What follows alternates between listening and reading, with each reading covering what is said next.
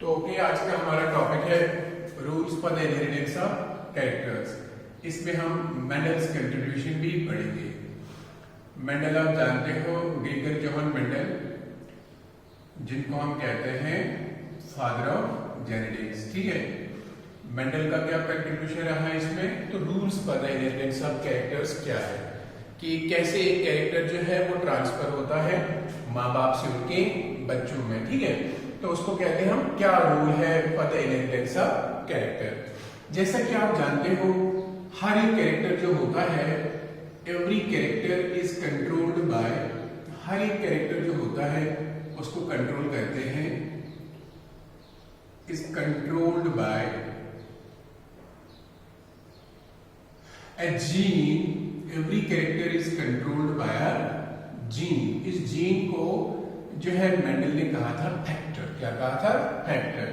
So every character is controlled by a gene और two copies of a gene. हर एक character को control करता है कौन? एक जीन कंट्रोल करता है। जैसे मैंने कहा था आपको, gene is a unit of heredity, जिसमें एक कैरेक्टर के इनहेरिटेंस की जो है इंफॉर्मेशन होती है, एक कैरेक्टर की इंफॉर्मेशन उसके अंदर होती है। ठीक है, फिर मैंने कहा था हर एक जीन जो होता है वो दो क्या कहते हैं उनको, अल्टरनेट कॉपीज में पाया जाता है, जिनको हम कहते हैं एलील्स। ठीक है, तो हर एक जीन, हर एक कैरेक्टर जो होता है वो एक जीन से कंट्रोल होता है, या हम कहते हैं कि टू कॉपीज और एलील्स ऑफ अ जीन। ठीक है, two alleles of a gene. इन ही एलील्स को मेंडल ने कहा था फैक्टर्स। क्या कहा था? फैक्टर्स। द एलील्स जो आज हम कहते हैं एलीलोमॉर्फिक पेयर, उनको मेंडल ने पहले कहा था फैक्टर्स। क्या कहा था? फैक्टर्स। सो हर एक कैरेक्टर जो होता है वो कंट्रोल्ड होता है एक जीन से, दो कॉपी जो होती है एलील्स की, अंडरस्टैंड, वो कंट्रोल करती है एक फैक्टर को, ठीक, एक कैरेक्टर को। ठीक है, एंड ये जो कैरेक्टर होता है, for every character, understand, there is a one gene and that gene occurs in two alternate copies, that is alleles, understand। So rule for inheritance of character is, जैसे मैंने आपको पहले ही बोला कि हर एक कैरेक्टर एक जीन से कंट्रोल होता है जिसकी दो कॉपीज होती है। तो अब रूल क्या है इनहेरिटेंस के लिए? That for every character, for each character, for each character, जब भी एक कैरेक्टर ट्रांसफर होता है माँ बाप से उनके बच्चों में, for each character one of the alleles, one of the alleles is contributed bye father. एक एलील जो होता है वो कंट्रीब्यूट करता है मेल पेरेंट, जिसको फादर कहते हैं। ठीक है, one of the alleles is contributed bye male parent and one by female parent, one by female parent, यानी फीमेल पेरेंट को यूजुअली हम मदर कहते हैं। ठीक है, तो रूल क्या है कैरेक्टर के इनहेरिट होने के लिए कि कैसे एक कैरेक्टर जो है पास हो जाएगा माँ बाप से उनके बच्चों में? उसका रूल ये है कि हर एक कैरेक्टर के लिए एक जीन होता है जिसकी दो अल्टरनेट कॉपीज होती है, और ये जो एलील्स होते हैं, जब माँ बाप से उनके बच्चे बन जाते हैं तो हर एक जीन के जो दो एलील्स होते हैं, एक एलील कंट्रीब्यूट करता है फादर और एक एलील कंट्रीब्यूट करता है कौन करती है कंट्रीब्यूट? मदर। ठीक है, तो एक एलील फादर से आता है, एक एलील मदर से आता है, and both of the alleles combine in the young one. ठीक है, ये कंबाइन हो जाते हैं यंग वन में।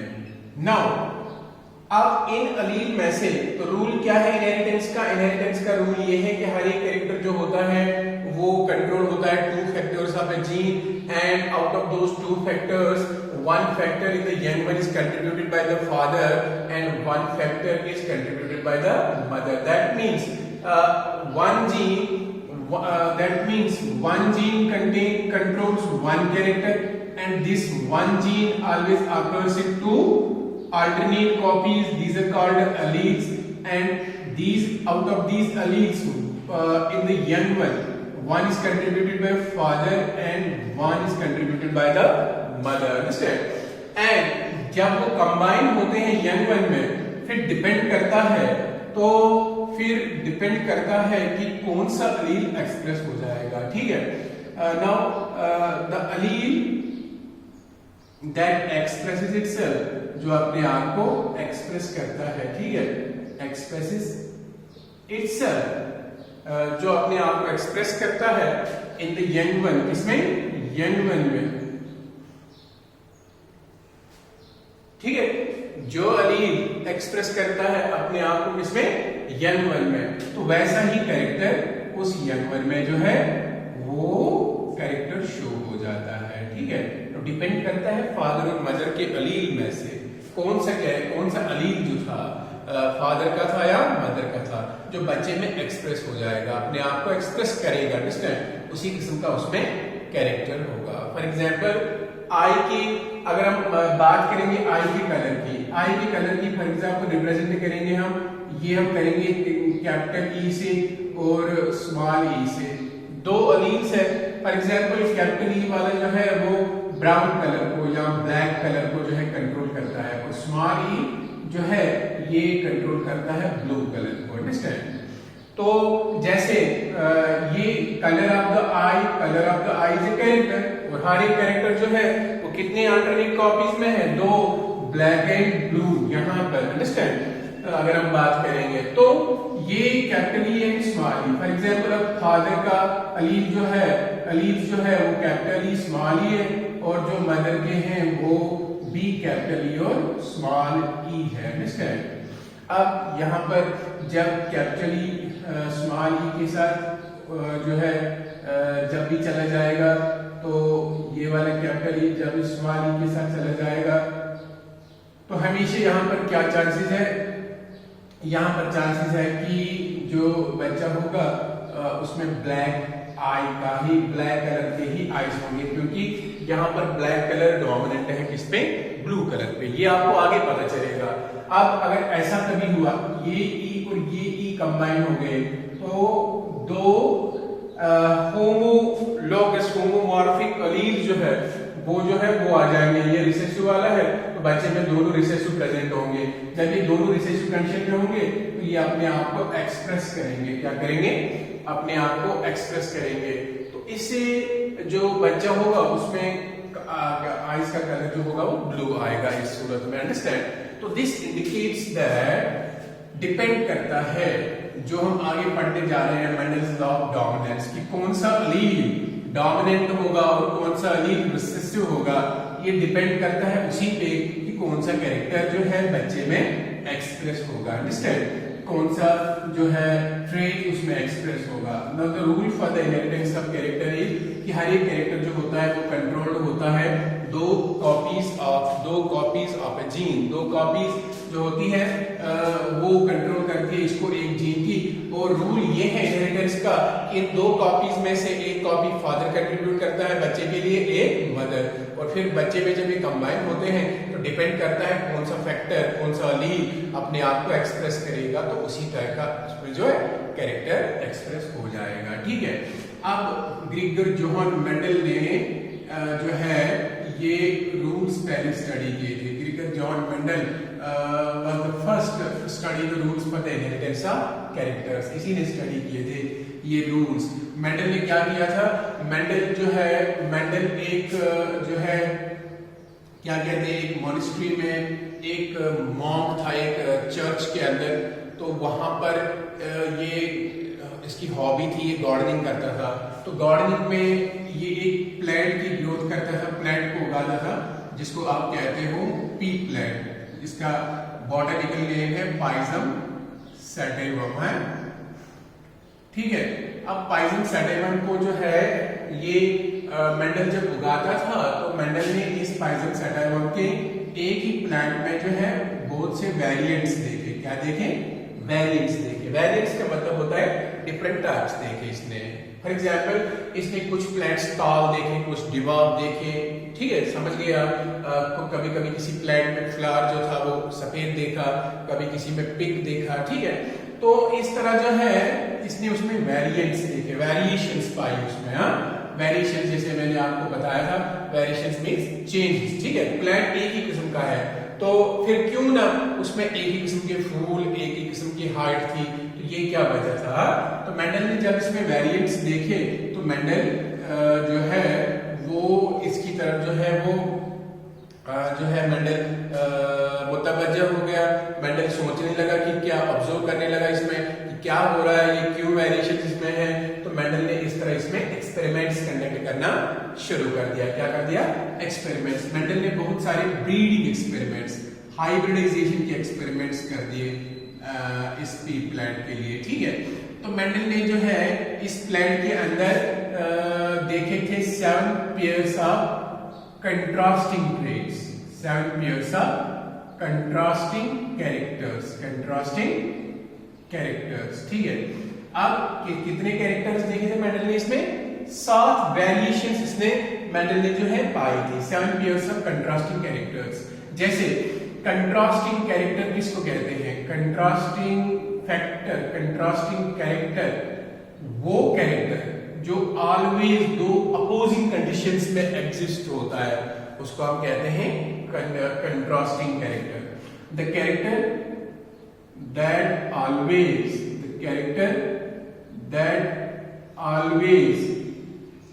एग्जिस्ट्स इन 2 अपोजिंग कंडीशंस, ऐसा कैरेक्टर जो हमेशा 2 अपोजिंग कंडीशंस में एग्जिस्ट होता है, ऐसे कैरेक्टर को हम क्या कहते हैं? उसको कहते हैं कंट्रास्टिंग कैरेक्टर। क्लियर? तो कंट्रास्टिंग कैरेक्टर मेंडल ने उसमें कितने देखे? 7 पेयर्स ऑफ कंट्रास्टिंग कैरेक्टर्स देखे। जैसे उसने एक कैरेक्टर देखा हाइट का, तो हाइट के लिए कुछ प्लैंट्स उसने देखे टॉल, तो कुछ देखे उसने छोटे, जिनको हम कहते हैं डिवार्फ। अंडरस्टैंड? अब आपको यहां समझ आ रहा कि कैरेक्टर एक ही है हाइट, लेकिन कितनी फॉर्म्स में है? 2 कंट्रास्टिंग फॉर्म्स में है। कंट्रास्टिंग मींस जो आपस में बिल्कुल डिफरेंट होते हैं, एक टॉल एक डिवार्फ, यानी एक प्लांट जो बड़ा टॉल था और दूसरा प्लांट जो बिल्कुल छोटा था। अगर आप घर में भी देखोगे इस पी प्लांट में कुछ बड़े होते हैं लंबे ऊंचे, तो कुछ जो है छोटे होते हैं, डिवार्फ होते हैं। ठीक है, तो मेंडल ने इसी तरह इसने 7 पेयर्स ऑफ कंट्रास्टिंग कैरेक्टर्स देखे।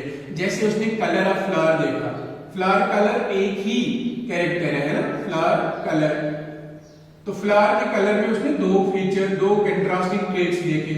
एक देखा उसने पिंक कलर का, दूसरा देखा उसने व्हाइट का। बाद में उसको पता चला कि कैसे ये पिंक कलर ट्रांसफर होता है और कैसे व्हाइट कलर ट्रांसफर होता है। बाद में उसको पता चला जब उसने ये एक्सपेरिमेंट्स कंडक्ट किए। अंडरस्टैंड? तो जब उसने कंट्रोल्ड कंडीशंस में एक्सपेरिमेंट्स को कंडक्ट किया इस पी प्लांट के ऊपर, तो मेंडल को पता चला कि कैसे जो है कैरेक्टर एक पी प्लांट से जो है ट्रांसफर होता है सीड्स के थ्रू, इनके जो है यंग वर्ड्स होते हैं। ठीक है, तो मेंडल ने पी प्लांट को सिलेक्ट किया इनहेरिटेंस ऑफ कैरेक्टर्स पढ़ने के लिए। तो मेंडल आपकी एग्जाम में आएगा, मेंडल ने क्यों सिलेक्ट किया इस पी प्लांट को? ठीक है, क्यों सिलेक्ट किया? क्योंकि एक रीजन था, इट वाज इजीली अवेलेबल, ये इसके पास इजीली अवेलेबल था। अभी आपने देखा उसके गार्डनिंग का शौक था, तो गार्डन में ऑलरेडी ये अवेलेबल था। दूसरा रीजन इसका था कि it showed all the variations है, इसमें सभी वेरिएशन जो है वो नजर आ रही थी। 7 पेयर्स ऑफ कंट्रास्टिंग कैरेक्टर्स उसने देखे थे। तो इसी तरह मेंडल ने इसीलिए उसको सिलेक्ट किया। अगर मेंडल को दिखता कि एक ही किस्म के पौधे हैं, तो मेंडल की ऑब्जर्वेशन उसके ऊपर नहीं रहती, तो मेंडल जो है ऐसे रूल्स ऑफ इनहेरिटेंस को स्टडी नहीं कर पाता। It showed all the variations. Number 3 ये था कि it was a self pollinating plant. ठीक है, ये एक सेल्फ पॉलिनेटिंग प्लांट था जिसमें सेल्फ पॉलिनेशन होती है। पॉलिनेशन मैंने आपको पढ़ाई है, इसमें खुद ही पोलन ट्रांसफर होकर जो है उसी के फ्लावर की स्टिग्मा पे बैठता है और इसमें सेल्फ पॉलिनेशन होती है। इसमें जो है क्रॉस पॉलिनेशन नहीं होती है कभी। It was a self pollinating plant. And number 4 ये था कि it was easy to cross pollinate. ठीक है, इसको मगर आसानी से मेंडल कर सकता था, क्या? Cross pollinate. क्रॉस पॉलिनेट करने के लिए क्या करना होता है, जब एक फ्लावर होता है उसके ऊपर सेंटर में उसका फीमेल पार्ट होता है, ये आपको मैंने फ्लावर के स्ट्रक्चर में सिखाया है, उस साइड्स में क्या होते हैं बच्चों, मेल पार्ट्स होते हैं ना, ऐसे रफली मैं आपको दिखा रहा हूँ, बट आपको जो है ये ऑलरेडी मैं दिखा चुका हूँ फ्लावर के स्ट्रक्चर में, ठीक है। तो ये फ्लावर को क्या करता था, ये फ्लावर जो होता है ना, ये पेटल्स इसके अराउंड पेटल्स होते हैं, तो पेटल्स के अंदर ये बंद होते हैं, इसके क्या कहते हैं, इसके ये रिप्रोडक्टिव पार्ट्स, तो इसको अंदर से ही सेल्फ पॉलिनेशन होती है, इसको क्रॉस पॉलिनेशन की गुंजाइश नहीं रहती है। लेकिन क्रॉस पॉलिनेशन कर सकते थे हम, इसमें मेंडल कर सकता था, इजी था ये क्रॉस पॉलिनेट करने के लिए, क्योंकि क्रॉस पॉलिनेट करने के लिए बहुत इजी था। क्यों? क्योंकि इसमें क्या था कि इसमें मेंडल कभी भी जो है मैच्योर होने से पहले एक फ्लावर में, एक प्लांट के फ्लावर्स में या बाकी फ्लावर्स काट के एक ही फ्लावर को रख सकता था, और उसमें बाद में क्या कर सकता था, मेल पार्ट्स को जो है काट देता, और यहाँ रहते फीमेल पार्ट, फिर मेल पार्ट को काटता था, फीमेल पार्ट रहता था उसको ढकता था, ताकि कोई और पोलन आकर उसको पॉलिनेट ना करे। बाद में खुद से पोलन लाता था, जिसको वो क्रॉस पॉलिनेट कराना चाहता था इसके साथ, खुद से पोलन लाता था और इसके ऊपर डाल देता था, फिर जो है इसमें पॉलिनेशन हो जाती थी, फिर इसमें फर्टिलाइजेशन हो जाती थी, फिर बीज जो वो हासिल करता था उनको जमा करके फिर वो देखता था कि जनरेशन टू जनरेशन क्या होता जाएगा। ये रिप्रोडक्टिव पार्ट काटना, इस प्रोसेस को कहते हैं हम इमैस्कुलेशन। तो मेंडल इमैस्कुलेशन के जरिए उसमें क्रॉस पॉलिनेशन करता था, इजी था क्रॉस पॉलिनेशन करना। इमैस्कुलेशन का मतलब क्या होता है, the removal of one of the reproductive parts. अब यहाँ पर कौन सा रिप्रोडक्टिव पार्ट को काट करता था, male reproductive part, but you can say one of the reproductive parts, the removal of one of the reproductive parts from a flower is called, इसको हम क्या कहते हैं, इसको कहते हैं इमैस्कुलेशन, ठीक है। तो इमैस्कुलेशन का मतलब आप समझ गए, रिप्रोडक्टिव पार्ट में से एक पार्ट को काट देना, स्टैमेंस को यूजुअली काटना, क्योंकि स्टैमेंस ही काटने से हमें गर्स है, ठीक है। तो क्योंकि कार्पल के अंदर ऊपर लाकर हमने और पोलन लाना है दूसरे प्लांट का, तो it was easy to cross pollinate. Number 5 इसमें क्या था, it was a seasonal plant, ये एक सीजनल प्लांट था, ठीक है, एक एनुअल प्लांट था जो एक ही सीजन में, एनुअल प्लांट जो एक ही सीजन में जो है सब कुछ दे देता था, उसका जो है शूट भी निकलता था, उसके लीव्स भी निकल आते थे, फ्लावर्स भी निकल आते थे, उसके साथ में सीड्स भी बनाता था एक ही सीजन में। तो एक सीजनल प्लांट था, एनुअल प्लांट था, इजी टू कल्टीवेट, अंडरस्टैंड, आसान था कल्टीवेट करना, एक साल में उसकी 3-4 जनरेशंस जो है उगा सकते थे, understand, it was easy to cultivate, understand. तो उसमें सभी वेरिएशंस थे, इजी टू क्रॉस पॉलिनेट था, सीजनल प्लांट था, इजीली अवेलेबल था, सभी वेरिएशंस उसमें जो है वो मिल जाती थी, अंडरस्टैंड। और जो है उसको जो है मैंने कई सीजन्स तक जो है वो स्टडी कर सकता था, अंडरस्टैंड। तो एक ही साल में 2-4 बार उगा सकता था, क्योंकि इसका एक शॉर्ट लाइफ साइकिल होता है, ये 2-3 महीने में सब कुछ दे देता है, और 2-3 महीने में प्लांट जो है सीड्स देके मर जाता है, अंडरस्टैंड। तो मेंडल इसकी कई जनरेशंस एक साल में ही जो है स्टडी करता, इसलिए मेंडल ने इस पीक प्लांट को जो है सिलेक्ट किया, दैट्स इट। क्योंकि इसमें बहुत से अच्छे जो है वो उसको कैरेक्टर्स मिले, जिनकी वजह से उसको सिलेक्ट करके जो स्टडी किया rules of inheritance of characters. फिर मेंडल ने अब क्रॉस पॉलिनेशन इसमें करना शुरू किया। तो मेंडल्स दिस एक्सपेरिमेंटल टेक्निक, एक प्रॉपर एक्सपेरिमेंटल टेक्निक की मदद से जो है मेंडल हमेशा जो है वो यूज करता था एक्सपेरिमेंटल टेक्निक, ठीक है। तो मेंडल की क्या टेक्निक थी जब उसने एक्सपेरिमेंट्स कंडक्ट किए, अंडरस्टैंड। तो मेंडल जो टेक्निक्स यूज करता था अपने एक्सपेरिमेंट्स में, वो कुछ 2-3 पॉइंट्स की टेक्निक्स हैं, वो मैं आपको बताऊंगा। पहला वो क्या करता था, he used to select pure line parents. मैंने कहा ना पहले वो क्या करता था, वो पेरेंट्स चूज करता था और उन पेरेंट्स को वो क्रॉस कराता था, लेकिन था तो ये सेल्फ पॉलिनेटिंग प्लांट, क्रॉस कराता था। क्रॉस कैसे कराता था, उसके लिए वो रिप्रोडक्टिव पार्ट काट लेता था मैच्योर होने से पहले, वो आपको मैंने समझाया यहाँ पर। मगर जब पेरेंट्स को वो सिलेक्ट करता था क्रॉस कराने के लिए, क्रॉस ब्रीड कराने के लिए, वो सिलेक्ट करता था प्योर लाइन पेरेंट्स को। He used to select pure line parents for cross pollination. Understand? For cross pollination. अब ये pure line parents क्या होते हैं? Pure line parents का मतलब होता है which always produce young ones like them. Understand? जो हमेशा यंग वंस बनाते हैं अपने ही जैसे, जैसे वो होते हैं। Always produce young ones like them and which are homozygous for a character. वो क्या होते हैं? Homozygous for a character. मैंने आपको ये होमोजाइगस भी समझाया है। फॉर एग्जाम्पल, अगर वो चूज करता था टॉल प्लांट को, तो उसमें एक जीन के दोनों अलील्स टी और टी होने चाहिए थे। इसी को कहते हैं which always produce young ones like them, homozygous for a character। है ना, इसमें होमोमॉर्फिक अलील्स कैपिटल टी और कैपिटल टी है।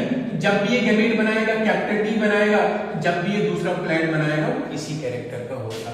जब इसके बीज लगेंगे, बीज हम बोएंगे जमीन में, तो वहां से टॉल ही प्लांट्स हमेशा निकलेंगे। ऐसा नहीं होगा कि कभी डिवॉर्फ प्लांट निकलेगा। तो दूसरा, अगर हम स्मॉल टी और स्मॉल टी डिवॉर्फ वाला प्लांट करेंगे, ये हमेशा अपने जैसे ही बनाएगा, small T and small T बनाएगा। दैट मीन्स यहां पर भी चांस नहीं है कि एक इंटरमीडिएट हाइट का बन जाए, है ना, ये नहीं, या कभी टॉल बन जाए, ऐसा चांस नहीं है। इनको कहते हैं प्योर लाइन पेरेंट्स। क्या कहते हैं? प्योर लाइन पेरेंट्स कहते हैं। तो मेंडल हमेशा सिलेक्ट करता था प्योर लाइन पेरेंट्स को क्रॉस पॉलिनेट करने के लिए। अंडरस्टैंड? एंड नंबर दूसरा तरीका क्या था? he used to raise F1 generation. वो F1 जनरेशन जो बनाता था, वो कैसे बनाता था? By cross pollination of parents. अभी मैंने कहा आपको, वो हमेशा पेरेंट्स की क्या करता था? क्रॉस पॉलिनेशन करता था पेरेंट्स की। अंडरस्टैंड? ठीक है। तो दूसरा तीसरा क्या था उसमें? मैं फिर से कहूंगा, रिपीट करूंगा मैं, वो हमेशा सिलेक्ट करता था प्योर लाइन पेरेंट्स को, जो अपने जैसे ही बच्चे बनाते थे हर एक जनरेशन में, उनको सिलेक्ट करता था एज पेरेंट्स। फिर उन पेरेंट्स से F1 जनरेशन बनाता था, जैसे आपके माँ बाप और आपके माँ बाप पेरेंट्स और आपका उनसे होना, this is their first generation. इसको हम बोलते हैं फर्स्ट जनरेशन। तो फर्स्ट जनरेशन को वो रेज करता था क्रॉस पॉलिनेशन से। ठीक है। ही used to raise successive generations by self pollination। ठीक है। अब जब पहली जनरेशन वो बनवाता था, उसके बाद जो सक्सेसिव जनरेशंस होती थी, यानी F2, F3, F4 व्हाटएवर, जो भी जनरेशंस आगे होती थी, उनको वो सेल्फ पॉलिनेशन से ही बनवाता था। अंडरस्टैंड? अलो करता था सेल्फ पॉलिनेशन। और नंबर 4 उसका ये था कि ही always consider the character which he used to study for the inheritance and neglect the others। वो क्या करता था? चौथे टेक्निक में वो करता था, he considered the character only which he studied, which he wished to study। वो उसी कैरेक्टर को जो है वो कंसिडर करता था जिसकी वो इनहेरिटेंस स्टडी करना चाहता था। Understand? Which he wish to study for inheritance. Understand? उसी को कंसिडर करता था। अंडरस्टैंड? And neglect others. अभी मैंने आपको बताया उस प्लांट में कितने कंट्रास्टिंग कैरेक्टर्स थे? 7। तो वो क्या करता था, जिस कैरेक्टर की इनहेरिटेंस को उसने स्टडी करना होता था वो उसी को कंसिडर करता था, बाकियों को उस टाइम को नेग्लेक्ट करता, क्योंकि अगर वो सभी कैरेक्टर्स को एक साथ जो है वो स्टडी करता तो इसके लिए प्रॉब्लम क्रिएट हो जाता है। अंडरस्टैंड? तो इस तरह ये थी मेंडल की एक्सपेरिमेंटल टेक्निक। अंडरस्टैंड? फिर मेंडल ने अपने एक्सपेरिमेंट्स इस पे कंडक्ट करने शुरू कर दिए। तो मेंडल ने पहले किया मोनोहाइब्रिड क्रॉस। क्या किया? Monohybrid cross. इस मोनोहाइब्रिड क्रॉस ने मेंडल ने क्या किया? Cross, it's a breeding experiment और a cross used to study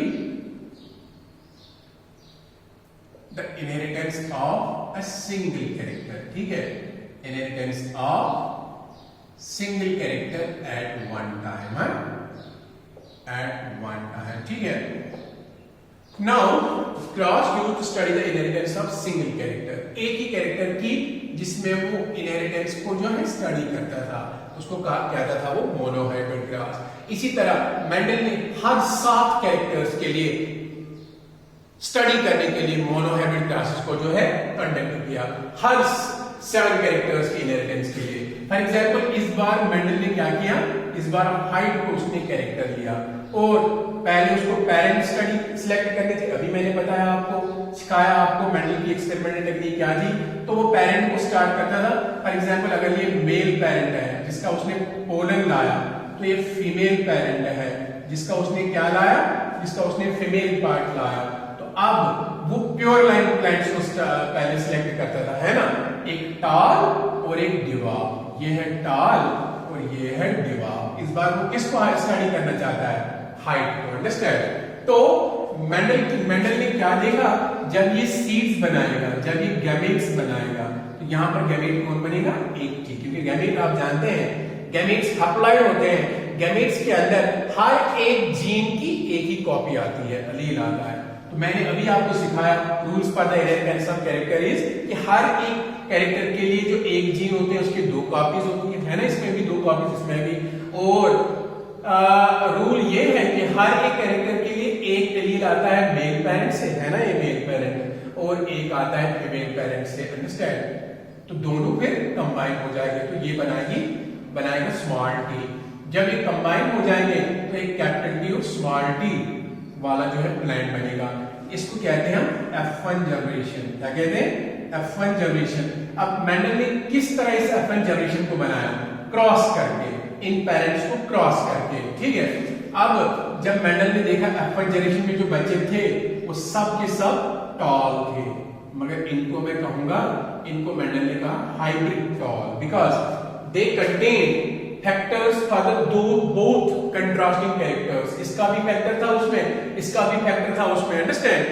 but अब क्या था कि मगर वो रिजेंबल करते थे एक ही पेरेंट को, वो सब के सब टॉल थे। मगर हाइब्रिड टॉल में इसलिए कहूंगा क्योंकि जीनोटाइप में इसके एक फैक्टर इसका भी था, एक फैक्टर इसका भी था। ठीक है, अब मेंडल ने क्या देखा? मेंडल ने हर एक ट्रेट में F1 जनरेशन का रिजल्ट सेम देखा। क्या देखा? F1 जनरेशन में रिजल्ट सेम देखा। मोनोहाइब्रिड क्रॉस में साबू के साबू कैरेक्टर का ये वाला रिजल्ट उसने सेम देखा।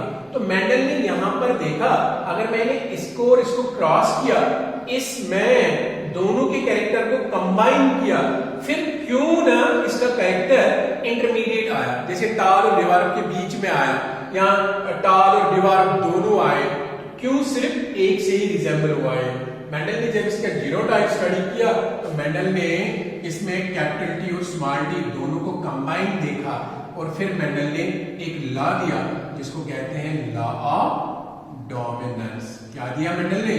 मेंडल ने एक लॉ दिया जिस लॉ को कहते हैं लॉ ऑफ डोमिनेंस। क्या कहते हैं?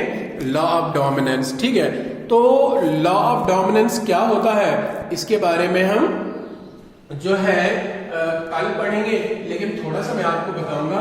लॉ ऑफ डोमिनेंस मेंडल ने क्या दिया? मेंडल ने बोला कि ये है, ये जो एक दो पेरेंट्स का कैरेक्टर जो कंबाइन होकर F1 जनरेशन में आया, तो वहां पर एक ही पेरेंट का कैरेक्टर क्यों एक्सप्रेस हुआ? वो इसलिए हुआ because of the law of dominance. Law of dominance बोलता है मेंडल का कि जब भी दो कंट्रास्टिंग फैक्टर्स, कंट्रास्टिंग है ना, एक कैपिटल टी, एक स्मॉल टी, जब भी कंबाइन होते हैं, किसमें कंबाइन होते हैं? F1 हाइब्रिड में कंबाइन होते हैं। तो कंबाइन होने के बाद इन दो में से एक ही एक्सप्रेस होता है, one is able to express itself, that means this one, and the other remains hidden, that's not able to be expressed in presence of this factor, understand? सिर्फ एक ही जो है एक्सप्रेस होता है। तो जो एक्सप्रेस होता है मेंडल ने उसको कहा डोमिनेंट एलील। अब यहां पर आपकी नजर में डोमिनेंट एलील कौन है? तो आप ऑब्वियसली बताएंगे सर ये वाला है कैपिटल टी, अंडरस्टैंड, जो इस पेरेंट का था, होमोजाइगस डोमिनेंट पेरेंट का, अंडरस्टैंड। अब मेंडल को बाद में चला ये डोमिनेंट है तो ये रिसेसिव है, बाद में पता चला जब इसने क्रॉस किया। तो डोमिनेंट एलील जो एक्सप्रेस हुआ, तो जो नहीं एक्सप्रेस हुआ तो उसको मेंडल ने कहा रिसेसिव फैक्टर। अब मैंने आपको पहले ही कहा मेंडल एलील को फैक्टर कहता था, अंडरस्टैंड, बाद में इसको एलील कहा गया, तो रिसेसिव फैक्टर, अंडरस्टैंड। तो इस फिनोमिना को, the phenomena of appearance of only one of the two contrasting characters in F1 hybrid, इसको मेंडल ने कहा लॉ ऑफ डोमिनेंस। ठीक है, एक ही कैरेक्टर का एक्सप्रेस होना, अदरवाइज दोनों के कैरेक्टर्स आगे थे इसमें, है ना, मगर एक का ही एक्सप्रेस हो गया, अंडरस्टैंड। तो मेंडल ने इसको एक्सप्लेन किया, this because of the law of dominance where only one of the two contrasting traits is able to express itself, and here the dominant allele is that is responsible for the inheritance of tallness, not this dwarfness. That means dwarf character is recessive character and tall character is dominant character. जैसे मैंने आपको बोला colour of eyes in humans, इंसानों के colour जो होता है black या ब्लू को छोड़कर, ब्लू एक रिसेसिव कलर है, बाकी जो कलर्स होते हैं वो डोमिनेंट कलर्स होते हैं, कुछ लिमिटेड कलर्स होते हैं इंसान की आईज में। यूजुअली आप एक को कंसीडर करते हो ब्लैक, दूसरे को कंसीडर करते हो ब्लू कलर, अंडरस्टैंड। तो ये था कि मेंडल को क्यों F1 हाइब्रिड जो है F1 जनरेशन में एक ही पेरेंट का कैरेक्टर क्यों नजर आता था, अदरवाइज उनमें एलील्स दोनों के होते थे। मेंडल ने कहा this because of law of dominance, because एक कैरेक्टर डोमिनेंट है, दूसरा रिसेसिव है, डोमिनेंट वाला उसको एक्सप्रेस होने नहीं देता है। ठीक है, फिर मेंडल ने इसका जो है सेल्फ पॉलिनेशन करा के एक F2 जनरेशन निकाला। उसमें क्या रिजल्ट देखा मेंडल ने? मेंडल ने और एक लॉ दिया, एक मेंडल का फर्स्ट लॉ जिसको कहा जाता है फर्स्ट लॉ ऑफ इनहेरिटेंस, उसको बोलते हैं law of segregation of gametes. कल मैं डोमिनेंस की भी डेफिनेशन आपको जो है बताऊंगा और law of segregation of gametes भी पढ़ाऊंगा। आज जो है